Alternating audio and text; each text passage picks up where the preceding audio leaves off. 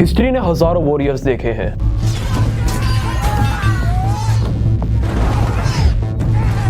लाखों brave soldiers देखे हैं और ऐसे लोग देखे हैं जिन्होंने दुनिया के नक्शे ही चेंज कर दिए।